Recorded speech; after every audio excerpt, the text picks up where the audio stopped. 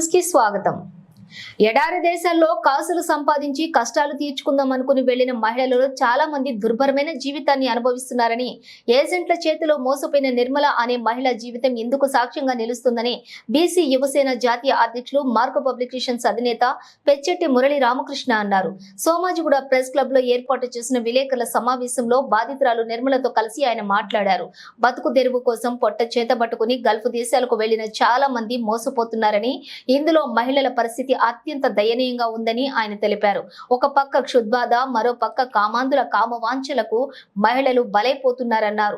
ఎవరికి చెప్పుకోవాలో తెలియక, ఎలా ఆ దయనీయ స్థితి నుండి బయటపడాలో తెలియక నిస్సహాయ స్థితిలో ఉన్న నిర్మల అనే అభాగ్యురాలిని కాపాడడం సంతృప్తినిచ్చిన అటువంటి మహిళలు మరో 15 మందిని ఇండియాకు రప్పించడం కోసం ప్రభుత్వ సహకారాన్ని ఆశిస్తున్నట్టు ఆయన తెలిపారు.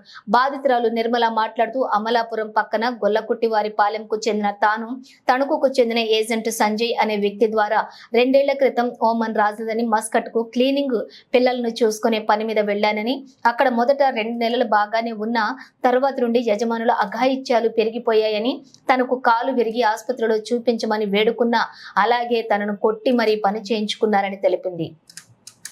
నరకం నుంచి బయటకు వచ్చినట్లుగా ఉందని అన్నారు. తనకు కాలు విరిగి ఆసుపత్రిలో చూపించమని వేడుకున్నా, అలాగే తనను కొట్టి మరీ పని చేయించుకున్నారని తెలిపింది. నరకం నుంచి బయటకు వచ్చినట్లు ఉందని అన్నారు. తనలా ఇబ్బంది పెడుతున్న వారిని కూడా కాపాడాలని కోరారు.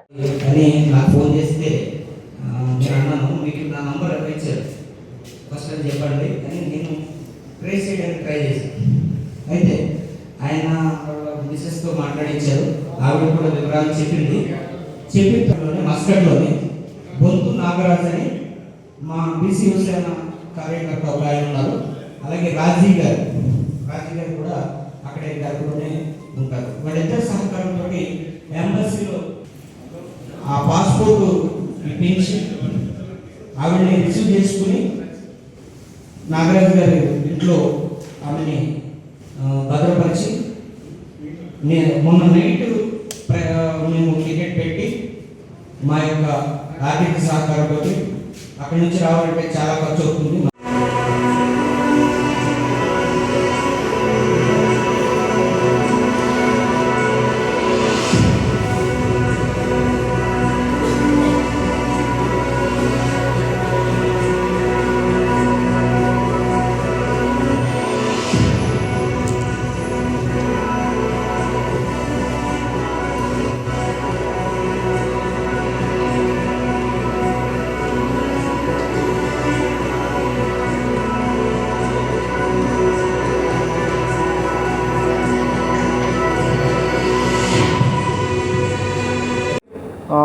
నిర్మల ఈ అమ్మాయి మస్కట్ దగ్గర ఓమన్లో పనిచేస్తుంది.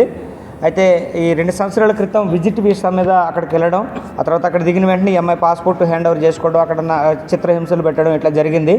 రీసెంట్గా ఆమె పనిచేస్తున్న ఇంట్లో కాలుకి గాయమైంది. ఆ తర్వాత ఆమెకి అక్కడ మరింత నరకయాతన అనుభవిస్తున్న తరుణంలో వీళ్ళ మదర్ ద్వారాగా నా నంబరు తీసుకుని ఆమె నన్ను అప్రోచ్ అవ్వడం జరిగింది. అయితే ఈమె నన్ను అప్రోచ్ అయిన తర్వాత కేవలం 10-15 రోజుల్లో మేము చాలా సీరియస్గా వర్క్ చేసి అక్కడ మస్కట్లో ఉన్నటువంటి బొంతు నాగరాజు గారు, అలాగే రాజ్యలక్ష్మి గారు వారి సహకారంతో మస్కట్ ఎంబసీ సహకారం, ముఖ్యంగా అది వర్ణనాతీతము, వాళ్ళు చాలా సహకారం అందించారు. వారి యొక్క సహకారంతో ఈ అమ్మాయిని ప్రాణాలతో ఇండియాకి తీసుకురావడం జరిగింది. అలాగే అక్కడ ఇంకా సుమారు 15 మంది అతి భయంకరమైనటువంటి ఇబ్బందికరమైనటువంటి పరిస్థితుల్లో ఉన్నారు. త్వరలో వారిని కూడా తీసుకొచ్చేటటువంటి ప్రయత్నం చేస్తున్నాము. ప్రభుత్వంలో చాలా చక్కటి వేదికలు ఉన్నాయి. గల్ఫ్ వెళ్ళాలనుకున్న వాళ్ళందరికీ నిన్న చెప్పేటటువంటి ఒక ముఖ్యమైన విషయం ఏంటంటే, ఏపీ ఎన్ఆర్టీసీ అని ఉంది, అలాగే టీఎస్ఎన్ఆర్టీసీ అని ఉన్నాయి. అలాగే భారత ప్రభుత్వం కూడా చాలా పగడ్బందీ ఒక పటిష్టమైనటువంటి ప్రణాళికలను సిద్ధం చేసింది. వాటిని ఉపయోగించుకోండి. మోసపూరితమైనటువంటి ఏజెంట్ల యొక్క మాటలు విని మోసపోకండి. గవర్నమెంట్ వారిని అప్రోచ్ అవ్వండి. వారు మిమ్మల్ని సురక్షితంగా మీరు వెళ్ళాలనుకున్నటువంటి దేశానికి పంపిస్తారు. అక్కడ మీ పని కూడా సక్రమంగా ఉందా లేదా అనేది మీరు గవర్నమెంట్ వారు సహకరిస్తున్నారు. అలాగే గవర్నమెంట్ నుంచి కూడా ఒక టోల్ ఫ్రీ నెంబర్ ఉంటుంది. ఆ టోల్ ఫ్రీ నెంబర్కి మీరు అప్రోచ్ అయితే కనుక వాళ్ళు ఈజీగా మిమ్మల్ని అక్కడ ఇతర దేశాల్లో ఉన్నటువంటి వాళ్ళని రప్పించేటటువంటి ప్రయత్నం చేస్తారు. మీరేం భయపడకండి, ఎందుకంటే ఆ అక్రమమైనటువంటి మార్గం ద్వారాగా మేము మళ్ళీ ప్రభుత్వాన్ని అప్రోచ్ అయితే ఇబ్బంది అవుతుందేమోనని అనుకోకండి. ప్రభుత్వాన్ని అప్రోచ్ అవ్వండి, ప్రభుత్వంలో ఉన్నటువంటి వ్యవస్థను పరిపూర్ణంగా మీరు వినియోగించుకోండి. సురక్షితమైనటువంటి కంట్రీకి మీరు వెళ్ళండి, అక్కడ మీరు సురక్షితమైనటువంటి ప్రాంతంలో మీరు పని చేసుకోండి, సురక్షితంగా తిరిగి దేశానికి రండి అని కోరుతున్నాను. ప్లీజ్ అండి. మా నాన్నగారి పేరు రాంబాబు, మా అమ్మగారి పేరు మంగ. మేమిద్దరు మా ఆడపిల్లలము.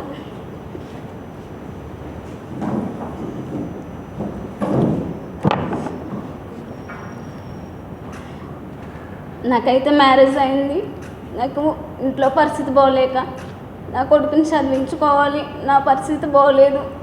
నేను ఎటు వెళ్ళి వర్క్ చేసుకోలేను, బయటకు వెళ్తే బాగుంటుందని ఎవరు నాకు చెప్పలేదు. నా అంతటి నేనే పాస్పోర్ట్ చేయించుకునే ఏజెంట్ ద్వారా నేను మస్కట్ వెళ్ళాను.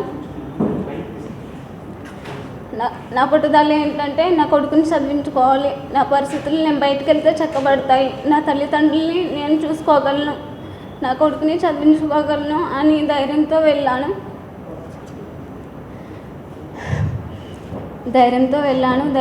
వెళ్ళి ఏజెన్సీ ద్వారా పాస్పోర్ట్ చేయించుకుని వెళ్ళాను. ఆయన నన్ను మస్కట్లో ఒక ఏజెంట్కి అప్పచెప్పారు. తెలుగు ఆవిడ పేరు నిర్మల. ఆవిడ పాస్పోర్ట్ తీసుకుని అమ్మ నేను ఒక ఇంట్లో పెడతాం, నీకేం కాదు, నువ్వు బాగా చేసుకోగలవు, నీ పరిస్థితులు కూడా చక్కబడతాయి, నీకేం కాదని ధైర్యం చెప్పి ఆవిడ నన్ను ఒక అరబీ ఇంట్లో పెట్టింది. ఏం పని చెప్పిందంటే క్లీనింగ్ చేసుకోవాలి, పిల్లల్ని చూసుకోవాలి అని చెప్పింది. అంతవరకే తను పాస్పోర్ట్ కూడా నాకు ఇవ్వలేదు. అక్కడికి ఆఫీస్కి బాబాగారు వస్తే నన్ను వాళ్ళకి అప్పచెప్పేసిన తర్వాత నీకేం కాదు, ఫోన్ ఉంటుంది, ఫోన్ మాట్లాడుకోవచ్చు, నీకు అన్నీ సౌకర్యంగానే ఉంటాయి అని చెప్పి పంపింది. కానీ నేను అక్కడికి వెళ్ళిన తర్వాత 4 రోజులు బాగానే ఉంది. తర్వాత నుంచి ఫోన్ మాట్లాడుకోవడానికి కానీ, నాకు ఏదైనా హెల్త్ బాగోపోయినా సరే మెడిసిన్స్ ఇవ్వటం కానీ జరగలేదు. ఫోన్ కూడా ఇంటికి చేసుకోవడానికి నేను భయపడుతూ చేసేదాన్ని. నా కొడుకుతో మాట్లాడుకోవాలన్నా, నా తల్లిదండ్రులతో మాట్లాడుకోవాలన్నా, నా చెల్లితో భర్తతో మాట్లాడుకోవాలన్నా నాకు వీలుండేది కాదు. అక్కడ ఒక పని కాదు, నాకు చెప్పిన పని కాకుండా డబల్ చేసేదాన్ని నేను పని. మేడం కూడా అలాగే నన్ను చాలా ఇబ్బందులు పెట్టింది, చాలా అంటే చాలా ఇబ్బందులు పెట్టింది. నేను ఇంటికి ఫోన్ చేసి చెప్పుకోవడానికి కూడా నాకు ఫోన్ సౌకర్యం ఉండేది కాదు. నన్ను ఇండియా నుంచి పంపిన ఏజెంట్కి ఫోన్ చేసి చెప్తే నువ్వు పని చేయకుండా ఉండమ్మా, వాళ్ళు ఇల్లు చేంజ్, ఉమెన్లో ఉన్న ఆఫీస్ మేడం ఇల్లు చేంజ్ చేస్తుంది అని చెప్పేవారు. అయినా సరే వాళ్ళు పని చేయకుండా ఉన్నా నన్ను కొట్టి మరి పని చేయించుకునేవారు తప్ప వాళ్ళైతే మాత్రం నన్ను పంపడానికి ఒప్పుకోలేదు. నేను పని చేయకుండా ఉండకపోయినా నన్ను కొడుతున్నారు అని చెప్పినా నువ్వు అలాగే ఉండు, ఎందుకు కొడతారు అని ఉమెన్ ఏజెన్సీ మాట్లాడారు.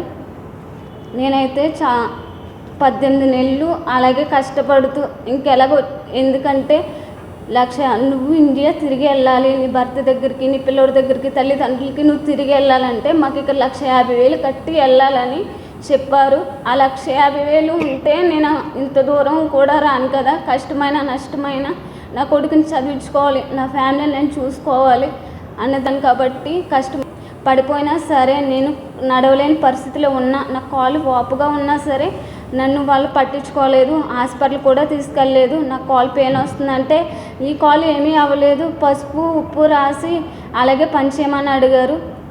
అలాగే పాకుంటూ నేను పనిచేస్తాను ఆ ఇంట్లోని. తర్వాత నన్ను బాబాగారు వచ్చి ఆయన నాకు పాస్పోర్ట్ మీద పతాక వేయించలేదు, నన్ను పని చేయించుకున్న వాళ్ళు పాస్పోర్ట్ తేలేదు. హాస్పిటల్కి తీసుకెళ్తే స్కానింగ్ చేయించడానికి పతాక కావాలన్నారు. బాబాగారు పతాకతో నాకు స్కానింగ్ చేయించి కొట్టేయించారు. డాక్టర్ గారు ఏమన్నారంటే కాలు ఇరిగిందమ్మా, నీది కాలు ఇరిగింది అని కొట్టది వేశారు. మెడిసిన్స్ అవి రాసిచ్చారు. 7 రోజులకి తీసుకురామని బాబాగారికి కూడా చెప్పారు, రెస్ట్ ఇమ్మని చెప్పారు. కానీ వాళ్ళ ఇంటికి తీసుకెళ్ళి నా శాలరీ 3 నెలల శాలరీ ఇవ్వాలి నాకు. ఆ శాలరీ అయితే నాకు ఇవ్వలేదు.